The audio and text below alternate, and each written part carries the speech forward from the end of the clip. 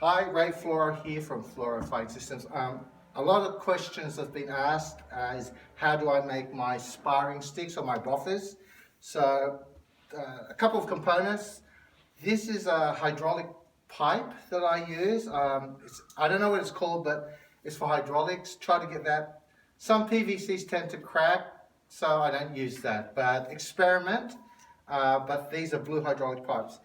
The other thing is I go to Clark Rubber and get roof rack foam.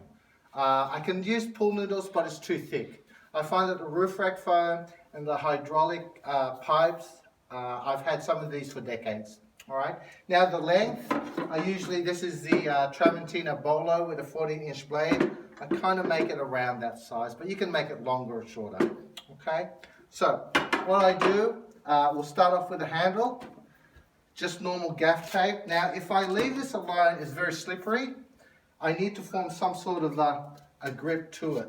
Now, I learned this from a guy that used to do ice hockey, and he taught this to me. So I do this, okay, cut that length there, and I spin it, okay. Now, once I've got that, I then spiral it down. Okay, now once I get to the end, then I wrap it again and I spiral it up.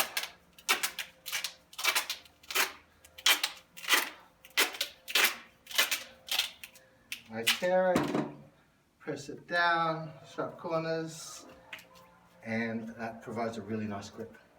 Okay, now what I do, I take this and I place it in. Now it's a tight fit, so what I usually do, I put it in about 1 inch.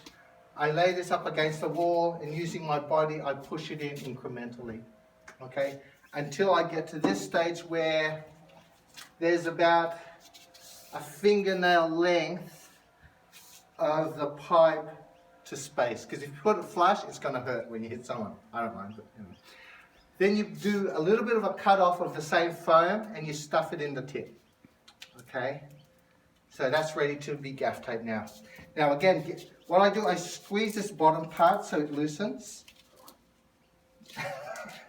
Okay. And what I do is, I start wrapping it, and I wrap it tight. See, I go round and round tight, really tight so it doesn't slide. Now I go halfway down, see? See, I spiral it down to the stick, then tear it off, and then I squeeze it, and I wrap it around. Hopefully that won't move down.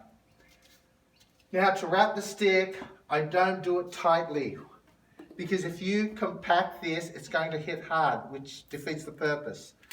I go lengthwise. I go here, okay, I go down, whoops, sorry, do it again. All right, I go here, entire length. Now I don't compress it, I just lightly drape the tape over, okay? There, I squeeze it there and I just lightly tap it down, see? There's no compression whatsoever. Okay, then I move slightly over and overlap it. So I'm going to do it 3 times, see, again, there. Now I'm overlapping that. So I go the other side, overlapping it. Okay, there, squeeze that down there and pat it down. Pat it down. Okay, so now there's just a slight gap there, which again, I'll take this here, there, and overlap there, squeeze there, and slightly pat it down. So now what you've got is a nice stick that's light. It will hit hard, but it doesn't do much damage, okay? And that is the FFS. If you want to, with this, add it just from there, just another round there. That's it.